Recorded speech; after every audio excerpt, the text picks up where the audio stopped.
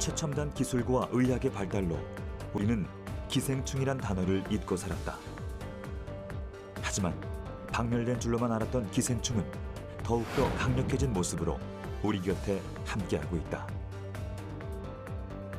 강변 거주 지역 100명 중 5명이 기생충에 감염됐다는 조사 결과가 나왔으며 기생충과 바이러스로 인해 물고기들이 집단 폐사하고 있다.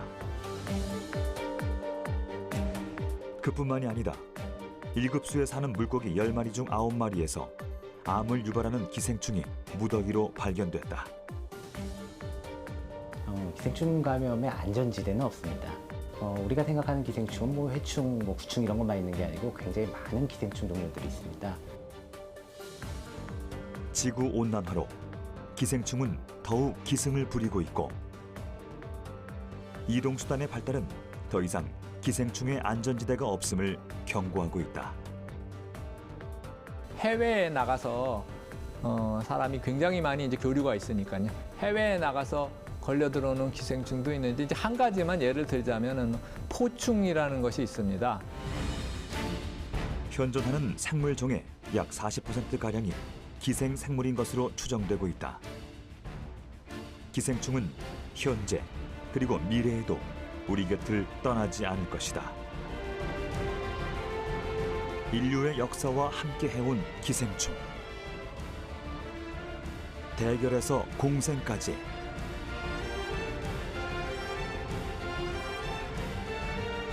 숙주와 기생충 간의 치열한 전쟁을 들여다본다.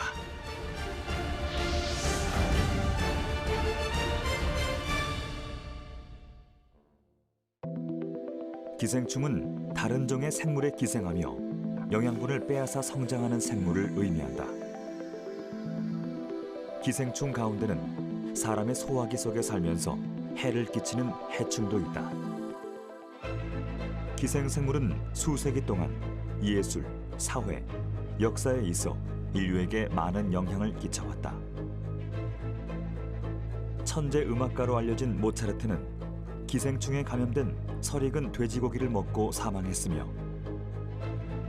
유럽 대륙의 정복자 나폴레옹은 기생충인 이에 의해 전파된 발진 티푸스와 참호열로 약 50만 명의 병력을 잃어 전쟁에서 패하고 말았다. 이렇게 기생충은 현재까지도 사람들을 위협해오고 있다. 가장 오랜 시간 동안 인간을 괴롭히며 많은 인명을 빼앗아간 기생충은 말라리아 열원충이다. 말라리아 원충은 얼룩날개 모기에 의해 전파되며 인간의 피를 흡혈하는 암컷이 말라리아를 감염시킨다.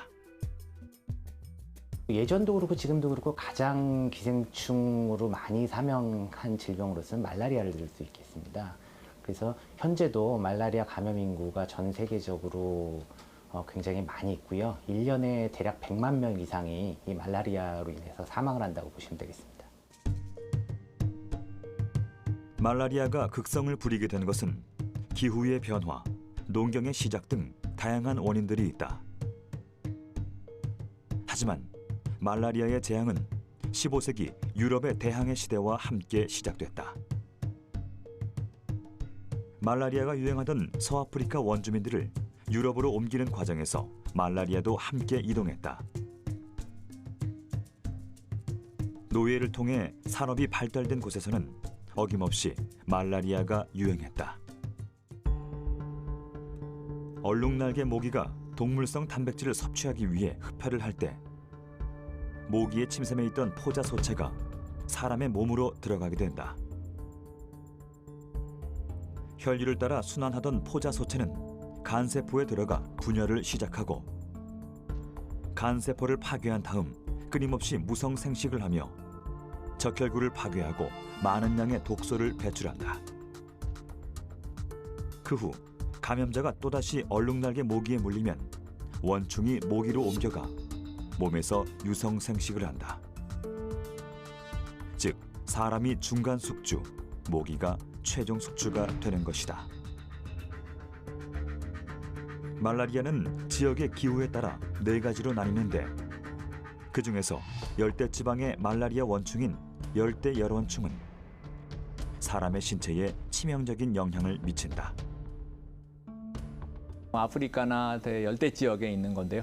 그거는 열대열 말라리아라고 불리고 열이 지속적으로 나고 그래서 사람들이 이제 뇌 말라리아를 일으키거나 다른 그 전반적인 그 장기의 기능이 이제 떨어지면서 그 사망하게 되는 그런 아주 무서운 말라리아입니다.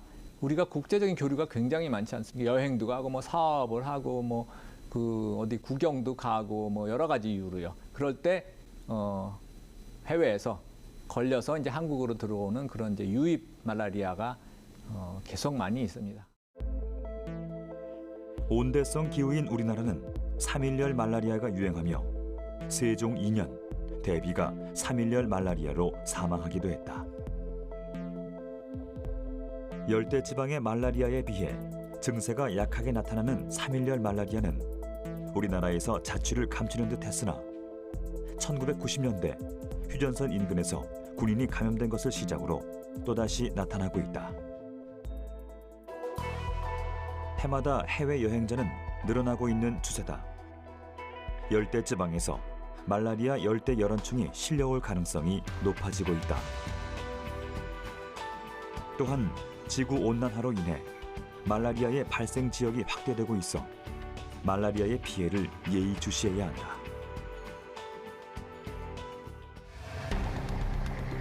실제로 아프리카 지역에서 많이 발견되고 있는 로아 사상충은 침파리가 흡혈을 할 때 몸으로 들어가는 기생충으로 최근 아시아에서도 자주 발견되고 있다.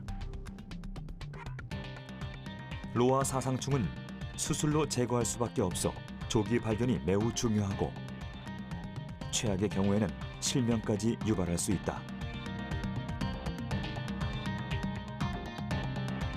이렇듯 기생충은 알맞은 환경과 매개체가 있는 한 언제든지 전 세계로 퍼져나갈 가능성이 열려 있다. 그 때문에 기생충 치료는 전 세계적으로 지속적인 연구가 이루어져 오고 있다. 중국의 투유유 박사는 2015년 개똥쑥을 이용해 말라리아 치료약을 개발했다. 미국의 윌리엄 캠벨과 일본의 오무라 사토시는 사상충증의 치료약을 개발했고 기생충 치료약 연구에 공을 세운 3명의 박사는 2015년 노벨 생리의학상을 공동으로 수상했다.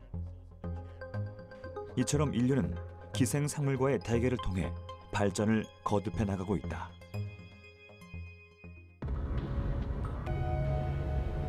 기생충에 대한 인류의 공포를 표현한 영화 연가시.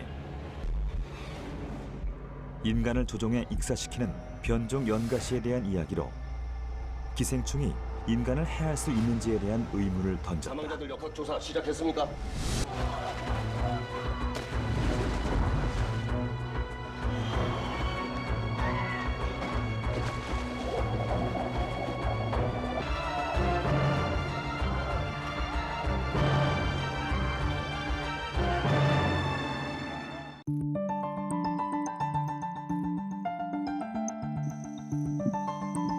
숙주를 조종하는 연가시를 어렵지 않게 볼 수 있는 곳은 바로 자연이다. 기생충은 생존을 위한 진화를 계속해 왔으며 급기야 숙주를 조종하는 영특함을 보이기도 한다.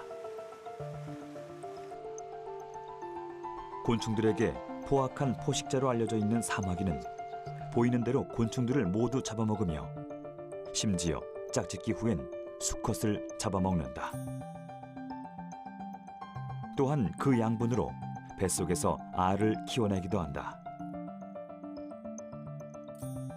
하지만 어떤 사마귀들은 알 대신 기생생물을 키워내는데 그것이 바로 연가시다. 연가시는 알 대신 사마귀의 배의 자리를 잡고 사마귀의 영양분을 뺏어 먹으며 자란다. 이게 우리가 가지고 있는 연가시의 표본인데요. 아주 가늘고 이제 기다랗게 이건 한 40cm쯤 될까요? 그래서 이제 물가에서 이런 벌레가 이제 발견됩니다. 근데 우리가 보기에는 굉장히 이렇게 혐오스럽고 귀탄한 벌레니까 징그럽고 그렇지만 사람에게는 큰 피해는 없습니다. 그러나 이제 곤충의 몸속에 들어가면 그 곤충을 이제 물로 끌고 가거나 또 혹은 곤충에게 뱃속에 가득 차서 그 곤충을 죽게 하는 그런 이제 특징을 가지고 있습니다. 연가시는 산란기가 되면 신경 조절 물질을 분비해 사마귀를 물가로 유인한다. 사마귀의 몸에서 유유히 빠져나온 연가시는 짝짓기를 준비하지만 물속에서 최후를 맞게 된다. 연가시는 암컷과 수컷으로 나눠지며 여러 육지 곤충에 기생하며 자란다. 연가시의 짝짓기는 암컷을 중심으로 수컷들이 주위를 휘감으며 하나의 덩어리를 만든다.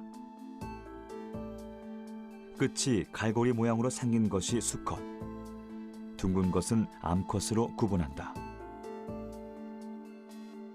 암컷은 한 마리당 수백에서 수천 마리의 알을 낳고 알과 유충은 성충이 되기 위해 먹이 사슬을 이용한다. 알과 유충은 물가에 사는 곤충이나 유충의 먹이가 되고 이 곤충들이 성장할 때까지 기다린다.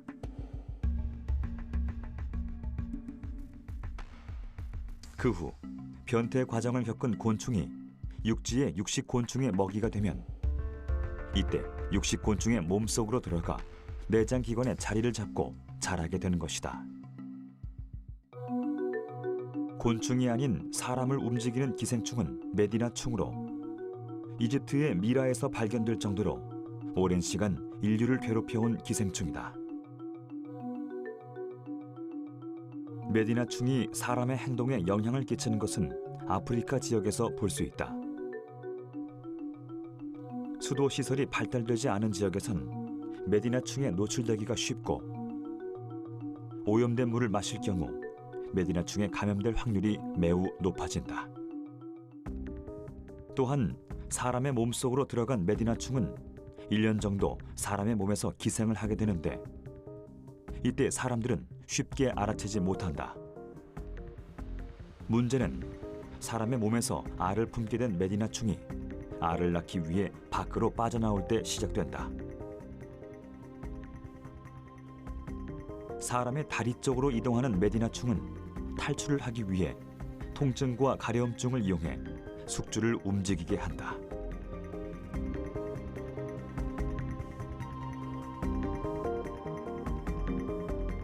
그 메디나충은 또 새끼를 낳기 위해서 물속에다 새끼를 낳기 위해서 이렇게 수포 같은 거를 발 같은 데 만듭니다. 근데 그 발에 생긴 수포를 이제 뜨겁고 그러니까 사람들이 물가로 가서 그를 발을 담그면 좀 시원하지 않습니까? 그래서 이제 열대 지역이고 그러니까 물가로 찾아가려는 그런 행동을 하게 됩니다. 그래서 결과적으로는 기생충의 그 숙주에 사람의 그 행동을 변화시키는 그런 영향을 미치는 그런 특징을 갖고 있습니다. 마치 연가시가 곤충이나 그런 거의 행동을 변화시키는 것처럼 이 메디나충은 사실 좀 유사한 종류이기도 합니다.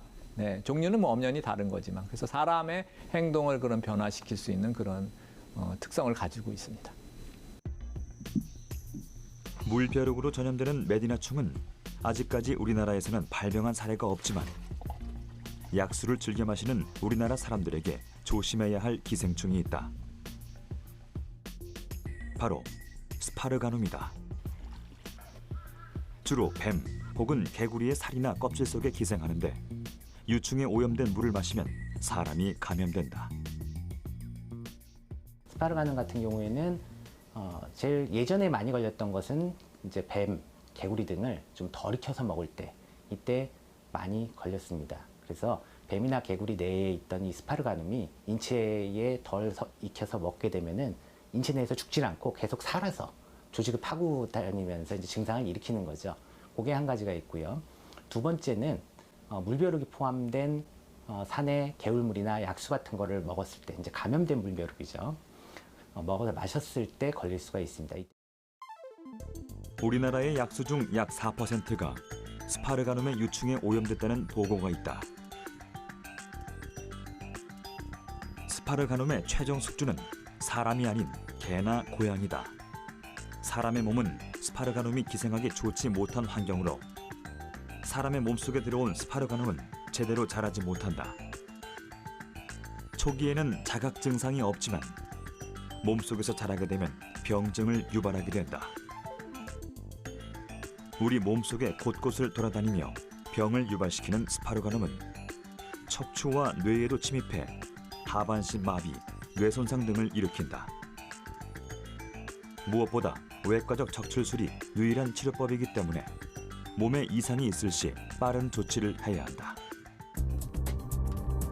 우리나라에서 주로 발생하는 기생충 질환은 따뜻한 기후 조건과 인분을 사용하는 전통적 영농법으로 인한 생활 습관 때문에 감염되는 경우가 많았다.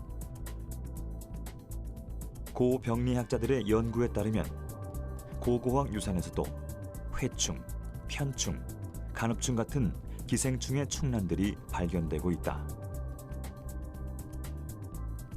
경복궁 담장, 종묘광장의 흙을 조사한 결과 14세기에서 19세기 지층에서도 흙 1g당 최고 165개의 기생충 알이 발견됐다. 이는 우리나라에서 수세기 전부터 기생충 감염이 진행되고 있었다는 것을 말해준다. 대개 그런 거를 토양매개성 기생충이라고 부르는데 그것들은 이제 농사 짓는 거하고 관련이 많이 있습니다. 뭐 인분을 준다든가 그런 거를 통해서 사람이 이제 대량 감염이 됐죠. 그 토양매개성 기생충의 감염은 사실 1960년대 말할 것도 없고 70년대, 80년대 초까지도 아주 많은 감염률을 보였습니다. 높은 감염률을 보였습니다. 최근에는 이제 뭐 유기농이나 이런 걸 통해서 만약에 우리가 그런 이제 관리를 소홀하게 한다든지 마음을 놓게 되면 다시 그런 것이 이제 더 생길지도 모르겠습니다. 1963년 복통을 호소하던 9세 여자아이의 뱃속에서 1000마리가 넘는 회충이 발견됐다. 당시 이 사건은 전 세계에 충격을 던져준 사건이었다. 얼마 지나지 않아 우리나라에서도 기생충 박멸 사업이 진행됐고 토양 매개성 기생충 감염률이 90%에서 거의 박멸 상태가 됐다. 구충제를 나눠주고 체변 검사를 실시했다. 그러나 우리나라는 간흡충 감염이 지속적으로 일어나고 있는데 예부터 육회나 생선회 등 날 것을 즐겨 먹던 식습관이 문제였다. 식품으로부터 감염되는 간흡충은 주로 조리를 하지 않은 음식에서 감염되는데 육회처럼 날 것을 먹거나 민물고기 회를 섭취했을 때 감염 확률이 높아진다. 간흡충은 민물고기의 피부 점막에 달라붙어 비늘 사이의 피부를 뚫고 꼬리를 떼어낸 후 몸통만 어육으로 진입한다. 그러나 간흡충의 최종 수준은 포유류다. 어패류를 통해 포유류의 몸속으로 들어와 간에서 수십 년간 기생한다. 국내 기생충 질환 감염 중 1위를 기록한 간흡충은 세계보건기구가 1급 발암 원인 생물체로 지정했다. 간흡충에 감염되면 담석과 재발성 담관염을 앓거나 심지어 간암과 담도암에 걸릴 확률이 높다. 특히 강유역의 거주자들은 물고기를 생식하는 문화를 즐기기 때문에 간흡충 감염에 무방비로 노출돼 있다. 간흡충 같은 경우에는 주로 이제 민물 생선회 같은 경우를 이제 민물 생선을 덜 익혀 먹었을 때 이제 걸리게 되는데요. 간흡충은 주로 간 담도에 살게 됩니다. 그래서 이제 간 담도 내에서 살면서 지속적으로 여러 가지 이제 분비 배설 물질을 내보내고요. 물론 이제 간흡충 자체도 간 그 담관암을 간에 있는 담관암을 유발시키기 때문에 치명적이라고 볼 수 있고요. 우리나라 사람들은 비교적 간흡충과 함께 인수 공통 감염에 걸릴 위험이 있다. 인수 공통 감염이란 동물과 사람에게 모두 전염될 수 있는 것으로 애완동물의 수요와 유기동물이 늘어나면서 감염 확산이 우려되는 상황이다. 그중 개회충은 개를 종숙주로 삼는 회충으로 인간에게 감염될 수 있는 기생충이다. 개의 몸속에서 몇 주 만에 감염 가능 상태로 성장한다.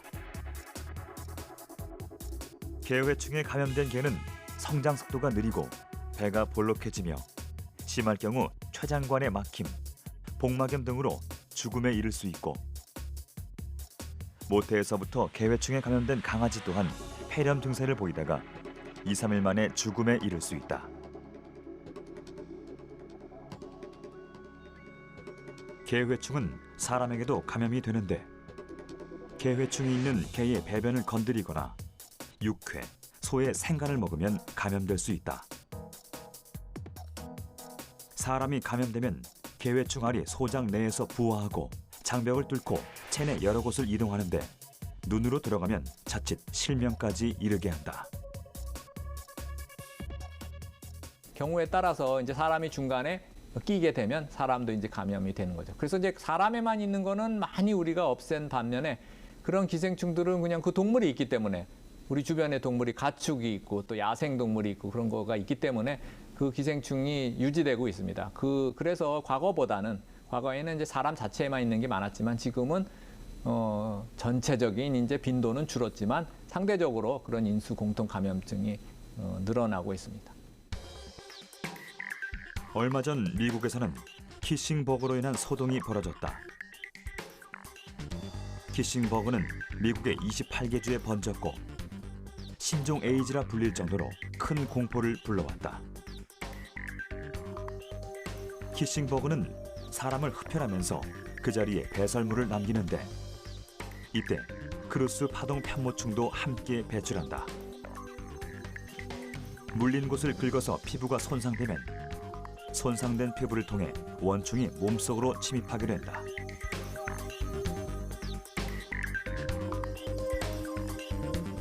이를 샤가스병이라고 부르는데 고양이 팔뚝병이라고도 불린다. 크루스 파동 편모충에 감염된 고양이에게 물리면 원충이 조직 세포에 침입해 증식 발육하면서 세포를 파괴하는 과정을 반복한다. 염증이 발생되면 사람의 신체는 불규칙한 고열과 부종 그리고 림프샘에 염증이 생기게 된다.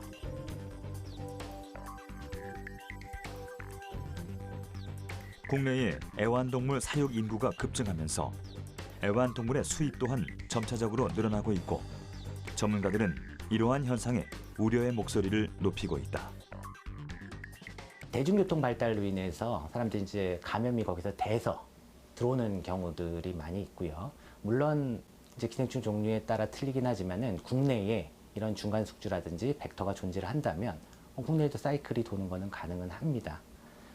또 하나는 요새 이제 애완동물 이런 거를 이제 자주 키우게 되는데 기생충을 매개할 수 있는 이런 중간 숙주가 될 수 있는 이런 폐류들을 또 애완동물로 들여왔을 때 마찬가지로 우리나라에 또 퍼뜨릴 수 있는 이런 가능성들이 있습니다. 문제는 애완동물의 수입은 갈수록 늘어나고 있지만 동물의 밀반입과 관리부서가 세분화되어 있어 수입 동물의 정확한 숫자가 파악되지 않고 있다는 것이다. 전문가들은 동물로 인한 신종 전염병의 발병에 대해 촉각을 곤두세우고 있다.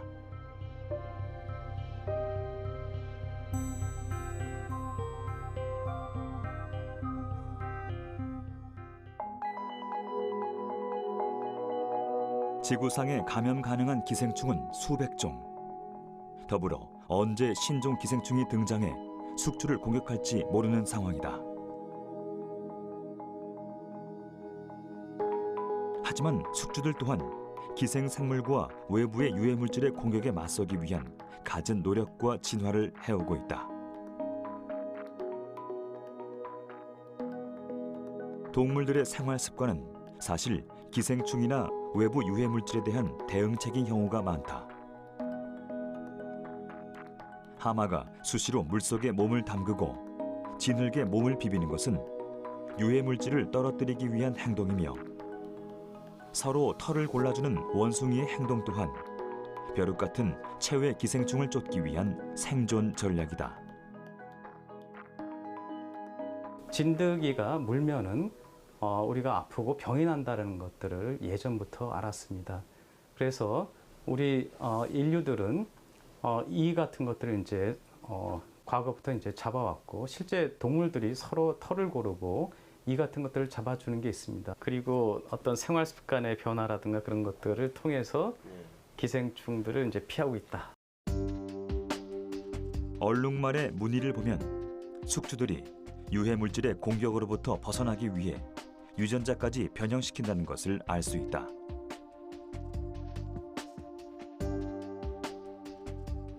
눈은 세로 방향의 물체를 접했을 때보다 가로로 이어진 물체를 접했을 때 시각적 자극이 덜하다.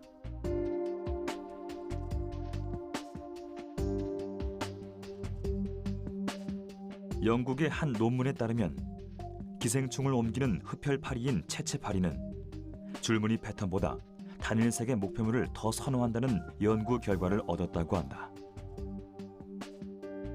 즉, 얼룩말은 유해 생물의 공격을 피하기 위해 자신의 무늬를 변형시킨 것이다. 미국의 진화 생물학자인 리벤 베일러는 이상한 나라의 앨리스의 이야기 중 붉은 여왕과 앨리스의 제자리 달리기를 빗댄 진화 이론을 제시하기도 했다.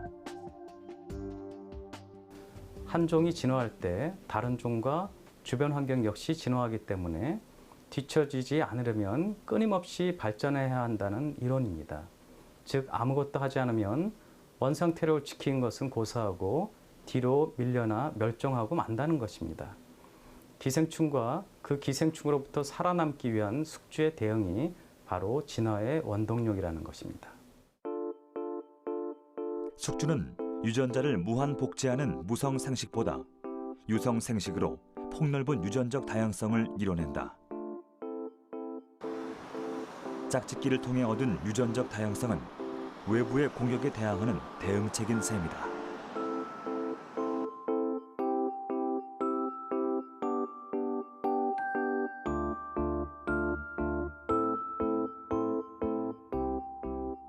일반적으로 자연계에서 기생충은 빠른 속도로 번식하며 주변의 개체들을 감염시킵니다. 이때 개체들이 비슷한 유전적 성질을 갖는다면 기생충에 취약한 개체들은 감염에 노출되면 모든 같은 정도의 위험을 빠지게 되고 결국 멸종할 수도 있습니다. 따라서 모든 생물들은 짝짓기를 통해 유전적 다양성을 증가시키고 기생충에 대응하는 다양한 방법들을 발전시켜가며 진화해 왔습니다. 빌 해밀턴은 배우자 선택설 연구 논문에서 암컷은 기생충에 감염된 수컷과의 교미를 피함으로써 스스로의 기생충 감염을 방지할 수 있으며 후손들의 질병 저항력 역시 강화시킬 수 있다고 했다. 하지만 유성 생식만으로 기생생물의 공격을 막아내기란 무리가 있다. 그 때문에 숙주가 개발한 최고의 무기가 바로 면역력이다. 우리 몸은 아주 정교하게 발전되어 왔습니다. 우선 기생충이나 세균 등의 외부 침입자들로부터 우리를 보호하는 1차적인 방벽으로 피부가 있습니다. 이와 함께 선천 면역에 속하는 면역 체계가 기생충에 대한 침입을 막고 침입한 경우에도 빠른 시간 내에 물리치려고 합니다. 외부 침입이 있은지 5, 6일이 지나면 항체가 만들어지기 시작해서 항원들을 무력화시킵니다. 면역 체계는 체내에 유해 물질이 침입한 경우 방어를 주요 목적으로 한다. 침입을 막아주는 면역 체계는 피부, 눈물, 침, 소화 등이 있고 외부의 유해 물질이 침입됐을 경우에는 인터페론이란 면역 세포로 유해 물질이 증식되는 것을 막아준다. 하지만 인간이 진화하며 방어 체계를 구축할수록 기생생물 또한 숙주와 같은 속도로 진화하며 새로운 종이 발견되고 있다. 우리가 바다 물고기라고 생각하는 거에도 이런 기생충의 애벌레가 있어서 우리가 감염될 수가 있습니다. 그러니까 좀 어떻게 새로이 발견되는 기생충의 종류라고도 볼 수가 있습니다. 이건 아주 일부고 실제로 한 10m까지도 자랄 수 있는 그런 아주 큰 기생충입니다. 전 세계적으로 기생생물은 수만 종에 이르며 이름조차 알 수 없는 기생충들이 속속 발견되고 있다. 미국의 생물학자인 토마스 플랫 교수는 거북이의 혈액에 기생하는 신종 기생충을 발견했고 그 기생충의 이름을 미국의 대통령인 버락 오바마의 이름을 딴 버락 트레마 오바마이라는 재미난 이름을 붙였다. 또한 기존의 기생충에서 새로운 사실을 발견하기도 했다. 미국의 질병통제예방센터는 주위의 배설물에서 감염되는 소형 조충이 종양을 만들어낸다는 것을 알아냈다. 한국해양과학기술원은 국내 연안의 플랑크톤이 신종 기생충에 감염된 것을 발견해 이 기생충을 유드보스켈라 코스타타로 명명했다.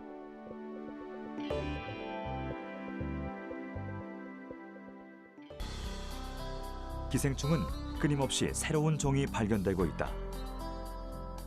인류는 기생충을 완전히 박멸할 기술이나 감염증을 치료할 방법을 알아내지 못하고 있다. 그렇다면 우리는 기생충을 어떠한 시각으로 바라봐야 할까?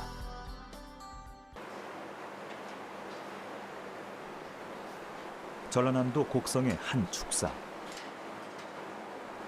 친환경적인 소 사육을 하고 있으며 살충제나 농약을 전혀 사용하지 않고 있다. 그런데 한 가지 눈에 띄는 것은 가축들을 괴롭히는 해충이 보이지 않는다는 것이다. 이렇게 보시면 여기에 운동장 옆에 파리 번데기가 살고 있어요. 이 번데기가 지금 여기 10m 안쪽이잖아요. 10m 안쪽에서 이 번데기 안에 알을 낳아버리니까 번데기를 파리가 안 나오고 저희 거 베노랑 금종볼이 다시 나오게 되는 제품인 거죠.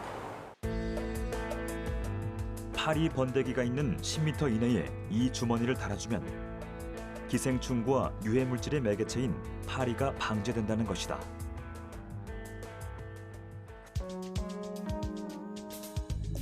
이곳에서는 파리를 방제하는 방법으로 파리 번데기에만 알을 낳는 기생생물인 배노랑파리 금존벌을 이용하고 있다. 지금 우리나라의 축산농가에서 가장 많이 문제가 되고 있는 게 이제 해충인 파리인데요. 배노랑파리 금존벌은 그 파리 번데기에다가 자기 새끼를 이제 알을 낳아가지고 파리 번데기를 죽여서 날아다니는 파리가 안 생기게 하는 역할을 합니다. 파리 번데기 한 마리당 100여 마리의 배노랑파리 금존벌의 애벌레가 기생을 하는데 애벌레는 성충이 되면서 번데기 밖으로 빠져나오게 된다.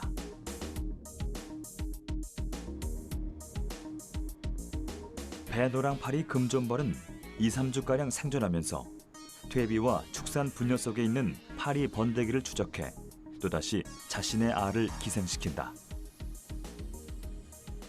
기존의 살충제 자체가 어떻게 보면 이제 환경 호르몬에 대한 문제가 많아요. 그러다 보니까 이제 그 호르몬은 이제 가축한테도 쌓일 수도 있고 특히 이제 그 사람한테도 많은 피해를 주고 있는데 이 천적을 이용함으로써 친환경적으로 이제 파리를 방지함으로써 이제 그 자연 친화적으로 해충을 방지할 수 있다는 그런 장점을 가지고 있습니다.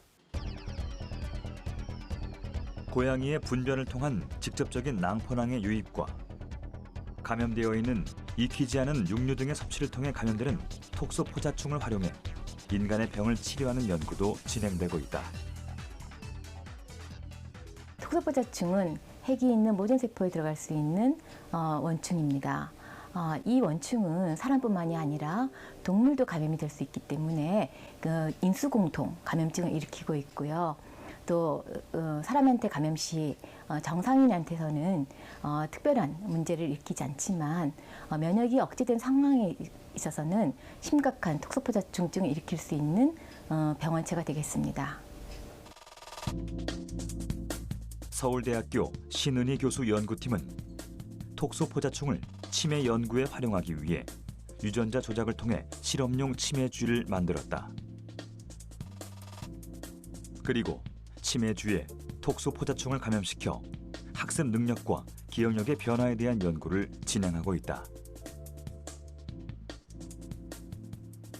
알츠하이머가 유발되도록 유전자가 조작이 된 마우스를 저희가 활용을 해서 그 마우스에서 알츠하이머가 유발되도록 한 후에 톡소포자축음을 감염을 시켰더니 알츠하이머 질환에서 나타나는 학습 능력 저하 그리고 그 기억력 감퇴가 톡소포자축음 감염되었을 경우에는 더 이상 나타나지 않았습니다.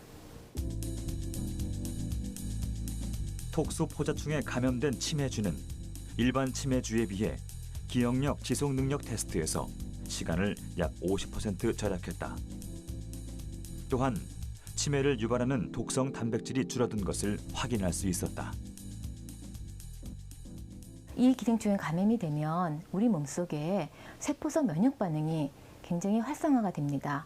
그 세포성 면역 반응은 암에서 항암을 유발할 수 있는 면역 반응과 매우 유사한 방향으로 면역 반응이 일어날 수가 있습니다.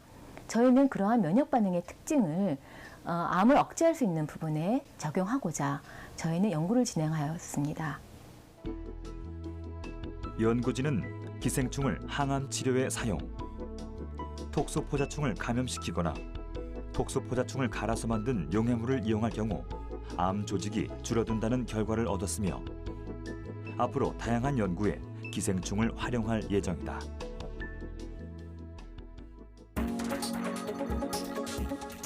또한 기생충 학자들은 기생충 감염이 몸에 이로운 역할도 한다고 주장한다. 체내에 감염된 기생충은 우리의 몸에 적절한 면역 반응을 갖도록 한다는 것이다. 외부 유해 물질을 모두 차단하면 우리 몸의 면역 체계가 불안정해진다는 위생 가설이다.